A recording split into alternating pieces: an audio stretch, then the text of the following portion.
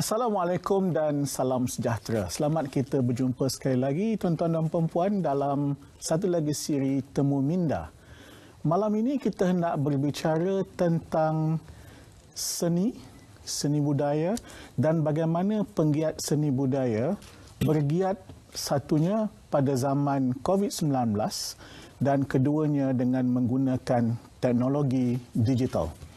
Hari ini banyak panggung, banyak auditorium, banyak pentas. Mungkin semuanya kosong dan lengang kerana kita tak boleh mengadakan acara-acara secara live dan sebagainya. Tetapi anak seni harus terus berkarya. Hasil seni harus terus dinikmati oleh masyarakat. Bersama saya pada malam ini ada dua orang tokoh seni budaya tempatan. Yang pertama ialah Puan Hajah Fauziah Nawi, yakni tokoh teater yang terkenal yang mengetuai Stephanie Sanggar Teater Fauziah Nawi, dan saudari Lau Ngai Yuen yang merupakan Presiden. Ini betul-betul nama seni ni. Kaki seni. Saya ingat saya nak jadi gila seni. Kaki seni boleh. Okey, kaki seni. Baik.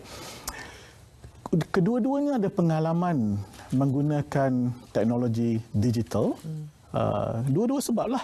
Satu kerana COVID-19 dan keduanya kerana migrasi terhadap dunia digital. Kita saksikan video klip yang dihasilkan oleh Stephanie. Maka kemanusiaan tidak wujud di mahkota kebenaran.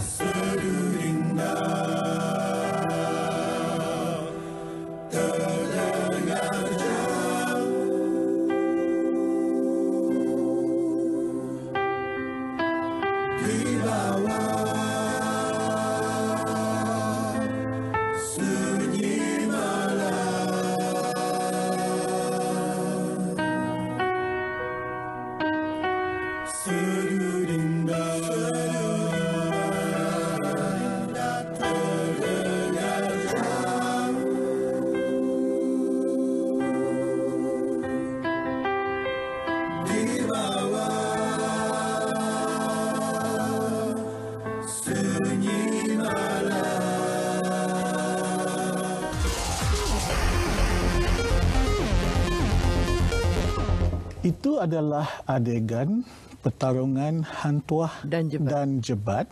Dan ini dalam teater yang berjudul Rasa. Bukan filem, bukan drama, tapi teater yang dirakam dan malam ini disiarkan secara dalam talian. Sama waktu. Sama waktu. Ya. Apa cerita sebenarnya, Kak Fauziah? Maksudnya apa tu? Rasa ni adalah himpunan puisi-puisi yang indah daripada sastrawan negara Usman Awang dan juga dua dramanya iaitu Matinya Seorang Pahlawan dan juga Uda dan Dara. Kenapa Rasa? Kerana di saat ini bila kita menghadapi COVID, berbagai-bagai rasa yang kita rasakan. Rasa tertipu dengan keadaan, rasa terperangkap dengan keadaan, rasa yang tidak ada harapan. Tetapi bagi saya sebagai seorang penggiat seni, rasa-rasa itu harus dikumpulkan dan dijadikan sebagai bahan yang sangat positif untuk kita terus maju. Dan apa yang perlu diadakan sekarang ialah kita kena pergi ke depan. Kita melakukan bila online itu adalah sesuatu yang memang terlalu janggal untuk orang-orang teater. Saya sendiri pada mulanya tidak boleh menerima. Tetapi akhirnya kita kena belajar. Kita kena belajar menerima keadaan. Harus bergerak atau kita hanya terus sedihkan diri kerana kita tak dapat buat apa-apa kerana COVID. Di situ saja kita dah kalah. Kan? Jadi rasa yang harus kita rasakan ialah untuk terus bergerak dalam apa keadaan pun sekalipun dan sentiasa mempunyai harapan yang sangat positif. Itu rasa. Ya. Jadi saya harap kita semua dapat tonton sama-sama secara dalam talian. Tiket RM33 sahaja. Boleh dibeli di mana? Di www.cloudtheatre.com/shows/rasa. Okey. Kita nak lihat satu lagi video klip yang ini kaki seni punya. Ya.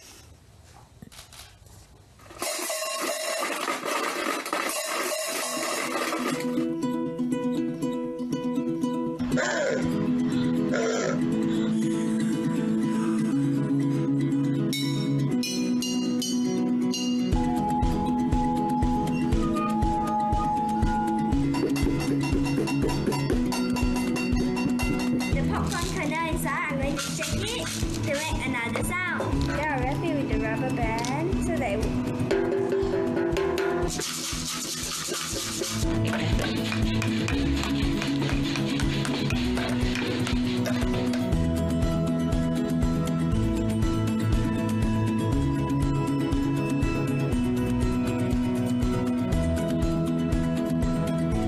Nasi I will wish the bird died. The end.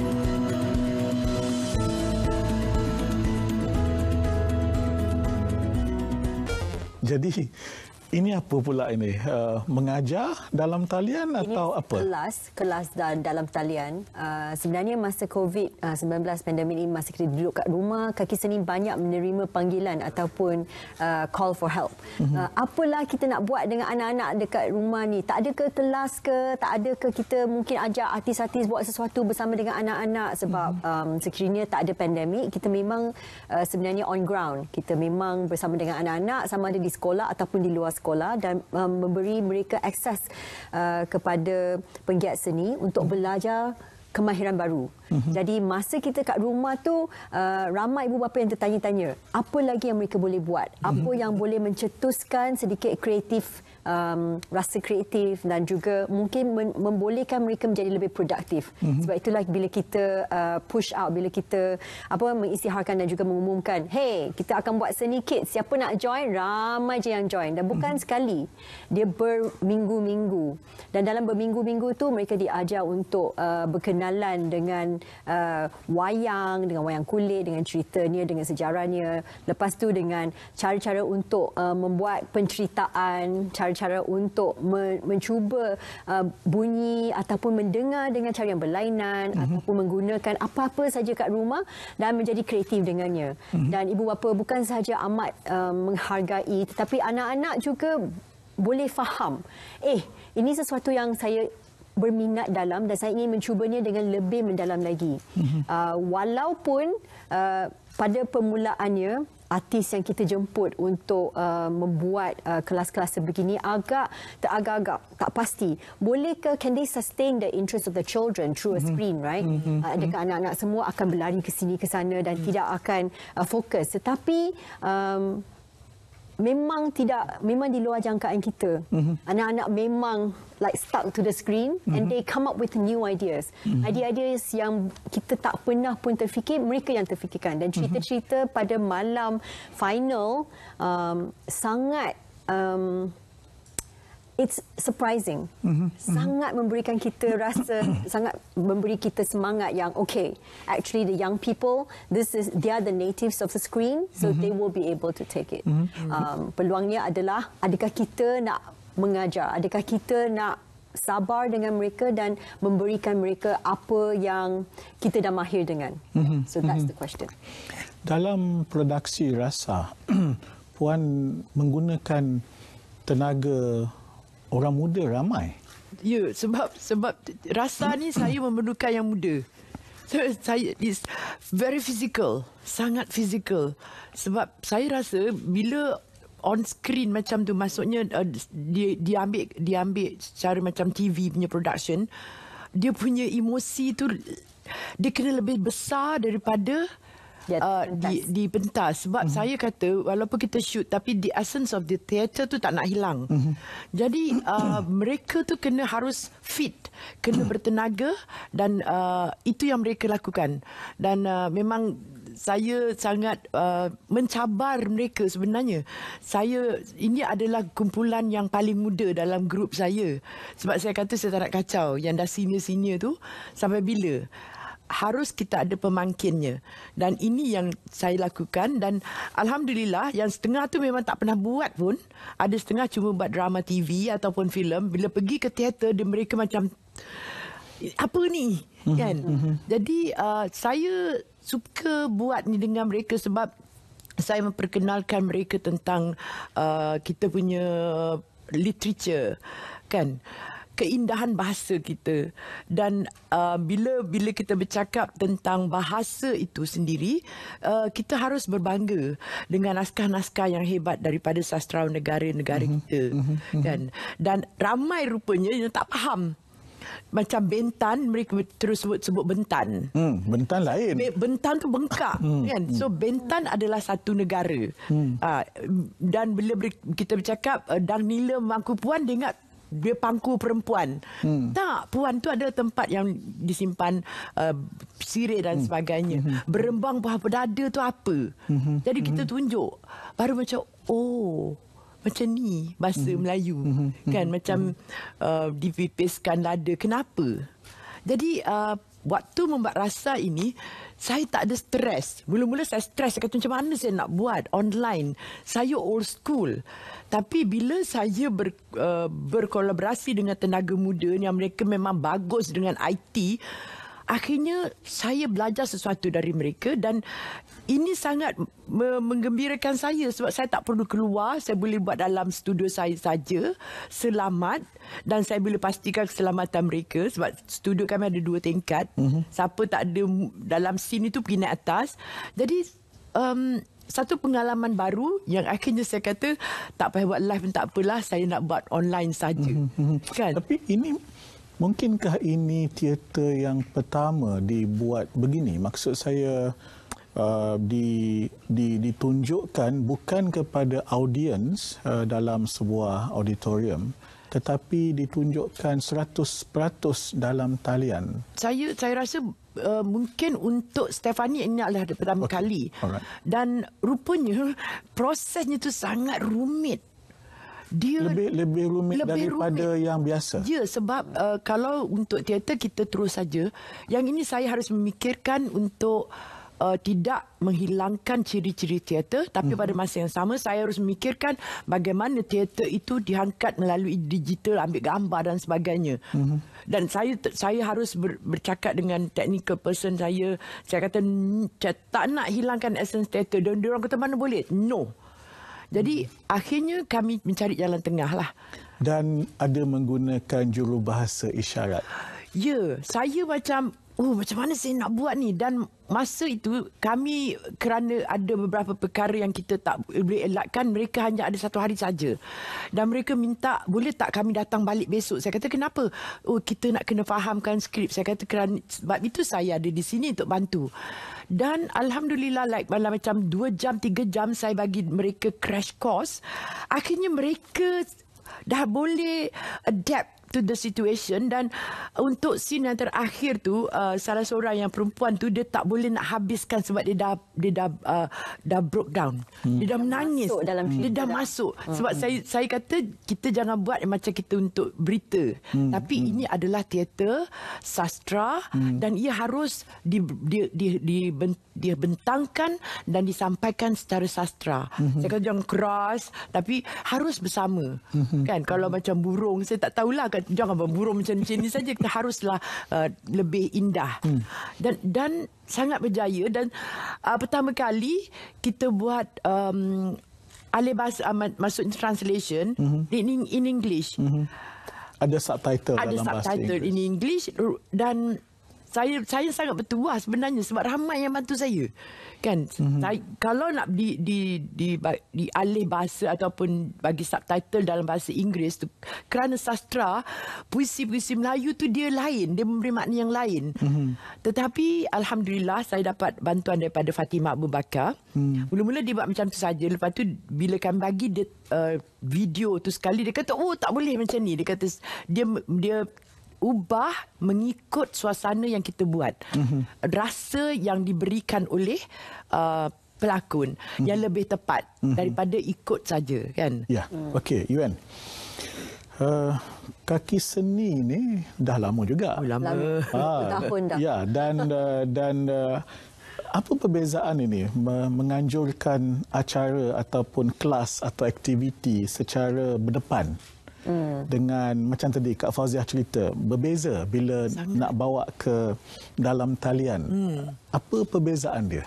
Sebenarnya kalau kita tengok daripada adegan-adegan rasa tadi, kita boleh lihat yang pergerakan kamera sebagai contoh dalam filem untuk televisyen sangat berbeza dengan cara yang digunakan oleh Kak Fauziah Nawi. Kak Fauziah akan gunakan dia dengan cuba jangan menyunting. That means we're not white shot dan mid shot, cut to close. Dia tak ada macam tu. Tetapi dia ikut dia punya pergerakan. Maknanya kamera tu menjadi sebahagian daripada teater. Dan sebenarnya menggunakan teknologi sebagai sebahagian daripada apa yang kita cuba nak katakan adalah sebahagian daripada apa yang sekarang penggiat-penggiat seni sedang cuba untuk memaksimalkan the potensi of the technology together with the storytelling. Bukan kesemuanya menjadi. Kita memang ada sesetengah shows yang kita tengok ataupun setengah pementasan yang kita tengok memang ini masih lagi tidak mencapai potensi maksimum dia. Tetapi kita juga ada nampak sedikit gara-gara yang memang theatre shows ataupun penceritaan yang memang sampai. Jadi penggunaan teknologi dalam teater, dalam seni persembahan adalah sesuatu yang sangat baru. Sebab sebelum ini kita memang berkeras. Kita berkeras kata kita punya specialty, kita punya keunikan kita adalah sebab orang datang, audience datang tengok kita secara live, secara langsung. Dan itulah rasa yang mereka nak. Tetapi dalam pandemik dan keadaan pandemik ni, perkara untuk datang tengok dan datang rasa, datang immersive experience is not there. So apa yang kita boleh buat supaya kita tidak terhenti, tetapi apa yang boleh kita buat untuk sentiasa ke depan, what we were saying just now. So cloud theatre bukan sesuatu yang baru. So cloud theatre, tetapi cloud theatre adalah baru sekarang. Maknanya sebelum ini kita memang dah ada Vimeo, ada banyak-banyak platform yang memang datang dengan Kaki Seni dan kata, hey Kaki Seni, apa kata kalau kita letakkan ke semua penceritaan ke teater yang pernah direkodkan ke dan kita masukkan dalam platform kita ni dan kita mainkan semula. And kita selalu for Kaki Seni dan kepada artis-artis all the time kita memang sangat defensif dan kita kata what? No, theater you must come live. What you watch on the screen for what? No. So kita memang selalu berkeras macam tu. Tetapi sekarang dengan cloud theater kita jadikan cloud theater pula sebagai sebuah platform, and cloud theater is an award-winning, is an Asian award-winning platform from Malaysia. So we're very proud. Dan mereka memberi peluang dengan hanya mengatakan ini memang pementasan, okay? This is not like your normal short film, is not your long format film, bukan. Ini memang teater dan ini memang seni persembahan. Jadi cara kita tengok pun kena membuka minda. Yang audience ni nak tengok pun kena fikir dulu. Dan apakah experience lain yang boleh kita buat. So dalam cloud theater tu dia ada lounge seperti sebelum tengok show. Mungkin bahan-bahan ini boleh membantu anda menjadi lebih imersif dengan experience yang akan datang selepas itu. Mungkin kita perkenalkan dahulu unsur-unsur yang akan diperkatakan dalam persembahan nanti. Ataupun kita mulakan dulu, tengok dulu. Mereka akan ada sesi teh. Dan dalam sesi teh tu boleh juga bawa teh sendiri dan bersama-sama kita minum teh, katakan for 15 minutes sebelum kita masuk ke dalam persembahan. So mereka ada unsur-unsur sebegitu untuk membantu pengarah, membantu penggiat seni untuk memikirkan semula cara mereka nak persembahkan karya mereka kepada audience through the screen. So it's a very interesting technology and a very interesting concept that is beginning to only make sense to us right now. Jadi berbalik kepada rasa, dimulakan tayangannya malam ini untuk beberapa malam sampai 22 hari bulan. Okey. Selepas itu apa agaknya rancangan?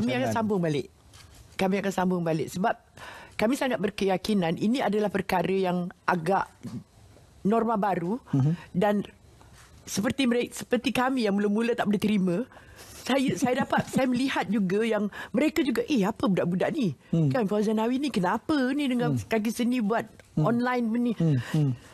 Jadi kita juga harus memahami perasaan mereka. Jadi mungkin lambat tapi saya sangat positif benda ini akan berterusan kerana semua orang harus pergi kepada proses ini jika nak berkembang dan jika nak mencari kelangsungan hidup. Kita tak boleh asyik nak mengeluh dan tak boleh buat apa-apa.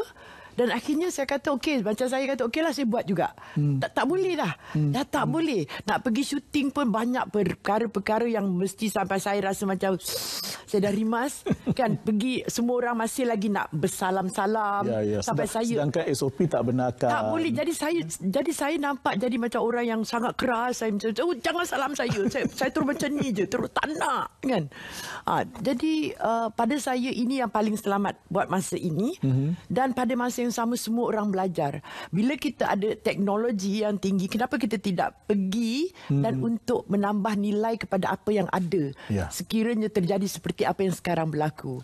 Ada ramai juga penyanyi kita bila RTM buat program nyanyi dari rumah, tiba-tiba kena belajar bagaimana nak gunakan peranti dan sebagainya untuk menyanyi dari rumah. Sebab itu saja job yang ada dan itu saja cara untuk RTM misalnya mendapatkan konten yang baru, kandungan yang baru.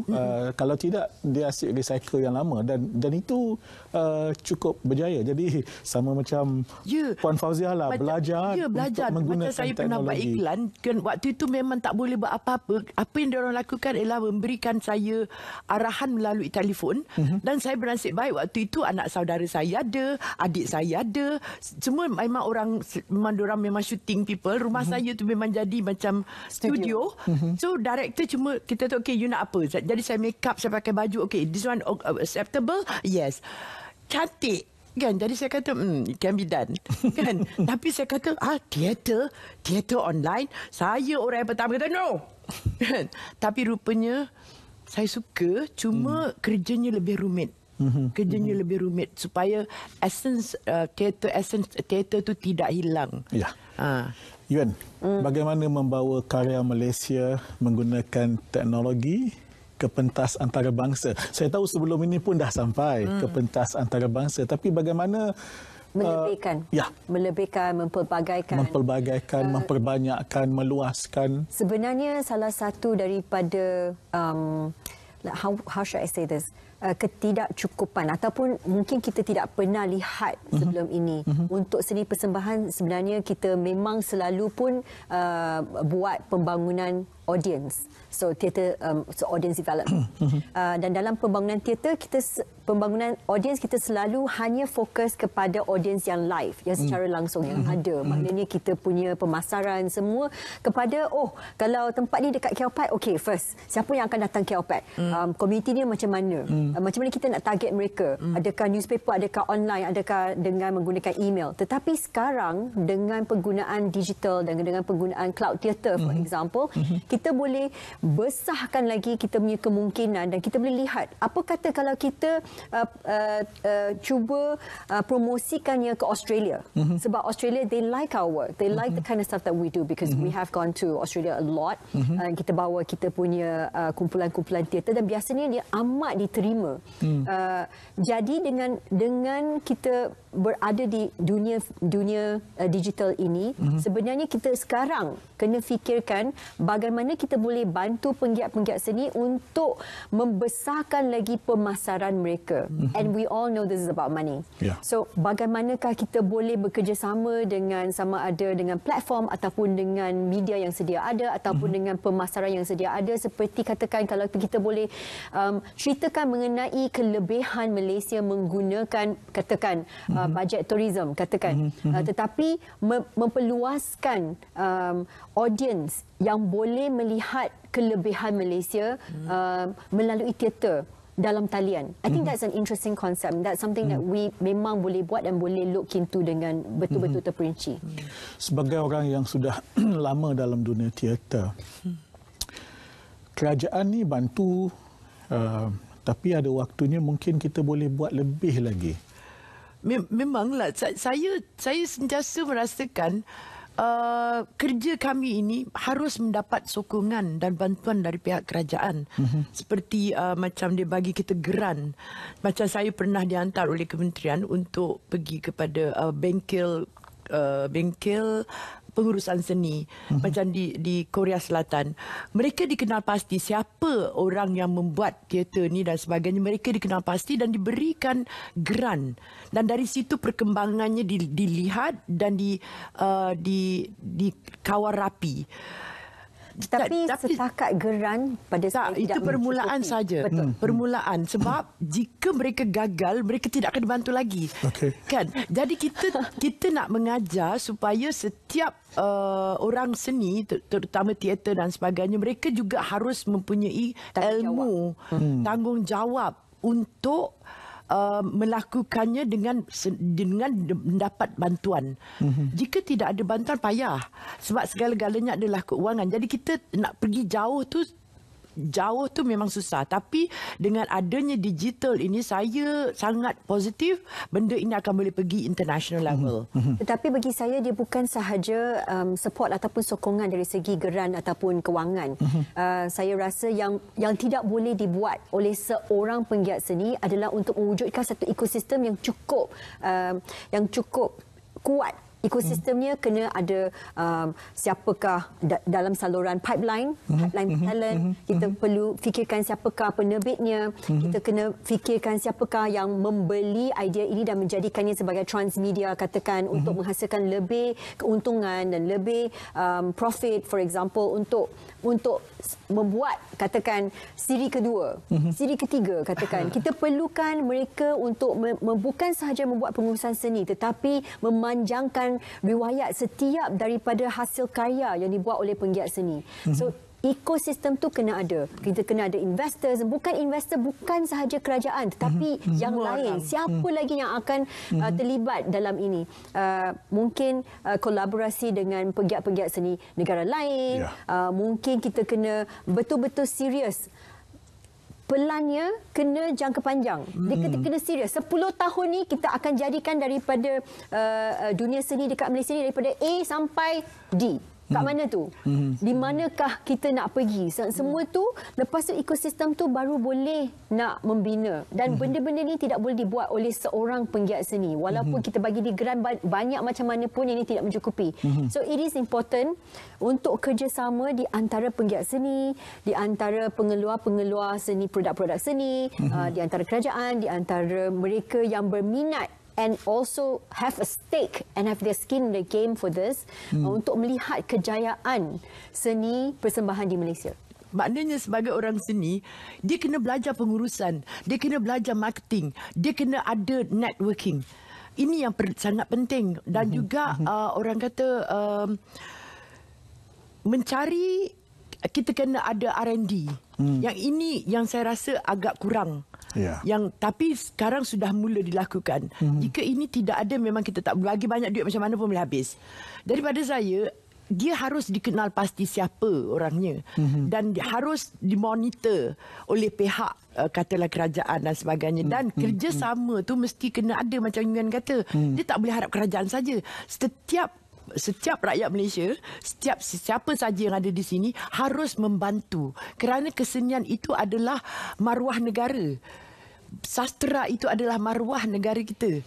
Dan bagi saya, kita bukan sahaja nak lihat karya yang dihasilkan, tetapi juga yang dihasilkan menggunakan teknologi, tetapi kita juga nak penggiat seni yang membuat sesuatu yang menghasilkan teknologi, yang menghasilkan platform teknologi untuk membolehkan lebih penggiat seni mencuba yang baru, seperti dengan AR, dengan VR, dengan mixed reality. Semua tu sebenarnya boleh digunakan dan belum lagi dihabiskan. Kita belum lagi cuba dengan semuanya. So it's very sangat, baru sikit sangat, terlalu sedikit kan, terlalu sedikit. Dan ini adalah satu perkara yang sangat besar yang harus kita hadapi sekarang. Okay.